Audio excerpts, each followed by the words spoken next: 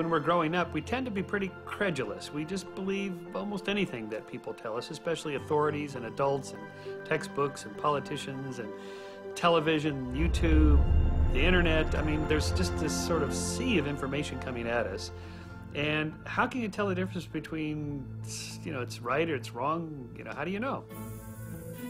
People believe weird things because our brains are wired up to find meaningful patterns. You think if you see the face in the cloud or the face on Mars or the Virgin Mary in a grilled cheese sandwich or on the side of a window, many patterns are real, and it's good to know what those patterns are, and that's called learning. We connect A to B, and often A really is connected to B. The problem is a lot of patterns are false. They're superstitious thinking. They aren't real. Well, I'm often asked when I give talks, why should we believe you skeptics? And my answer is, you shouldn't. You shouldn't believe anybody based on authority or whatever position they might have. You should check it out yourself. And we call this generally our baloney detection kit, sort of inspired by Carl Sagan's idea that there's a lot of baloney out there and we need a kit to detect it. And that kit is called science, and that's what science does best.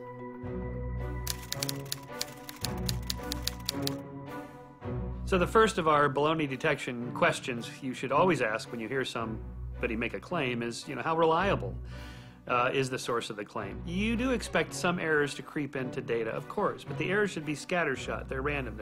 This way, this way, this way, this way. The errors are here and there, and they kind of cancel each other out. If the errors are all in one direction, slanting toward a particular belief, then that makes us suspicious that there's something else going on. Like the global warming skeptics, for example, will often pick and choose data that always slants toward that particular belief, or their errors always slant toward skepticism about global warming, and that tells us there's something else going on there.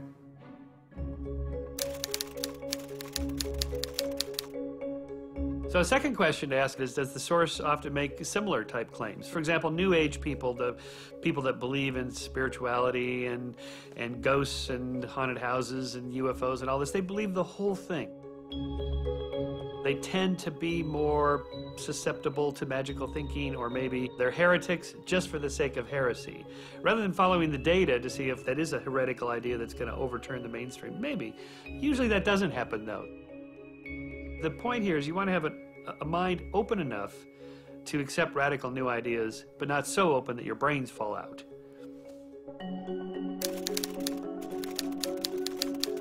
So the third point in our baloney detection kit is, have the claims been verified by somebody else?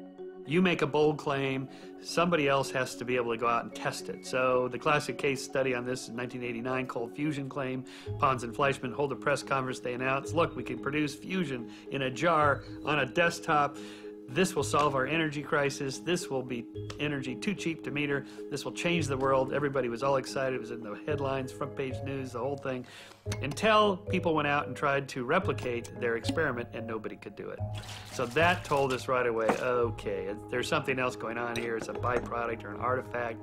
It's a chemical reaction. It's something other than what they claimed it was. So when you make a claim, if you don't have the data that other people can then go to their labs and run the experiment just like you did, if they can't get the same results, there's something wrong there. And in science, we require that. So our fourth point in our baloney detection kit is to ask, does this really fit with the way the world works? When you get one of those emails about the Nigerian, inheritance of $20 million, if you'll just send your money to them and then they'll send you the big pile of money, really, come on, is that really the way the world works? I mean, a pile of money for nothing? Probably not. For example, in archaeology, we often hear about, the pyramids, the mystery of the pyramids. Who built the pyramids? The Egyptians built them. Oh no, they couldn't have built them, because, wow, they're incredibly complex and so on. Well, it's just a pile of rocks, right? I mean, they had a lot of free time, a lot of cheap labor, never rains, centuries to build these big pile of rocks. Come on, it's not that complicated. But even if it were true that somebody else built the pyramid, say maybe 20,000 years ago, this is one theory. Maybe the lost continent of Atlantis and the Atlanteans came over there and built the pyramids. If that were true, when you do the archaeological dig, you should find the tools, the trash, the junk of the people who lived there, the houses where they lived, and that is what you find, dated at the time of the Egyptians. So if it was the aliens or the Atlanteans or whatever, you would find other artifacts to support that.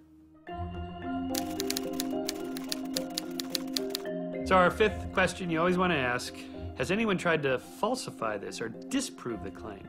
In other words, it's one thing to pile up a bunch of evidence, go, look, I have this radical new idea, here's my arguments in support of it. Okay, interesting, but what are the counter arguments? Have you thought about that? Have you thought, what else could be explaining this?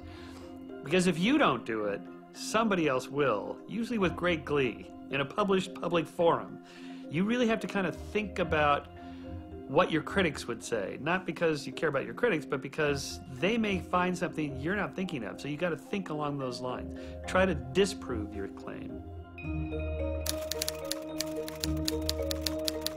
So our sixth point in our baloney detection kit is to ask where the preponderance of evidence points to, this theory or some other theory. Anybody can make a claim and then pile up a few points in favor of it. The question is what about all the other evidence? Is it also leaning toward this, or is it leaning toward that other theory that you're trying to challenge? So at all times, like in the theory of evolution, for example, creationists will say, well, just, what about this one little thing here? Well, okay, maybe there's a few gaps, or we can't explain this or that. But what about the 10,000 other pieces of evidence that are explained by the theory of evolution? How would you explain those with your other theory?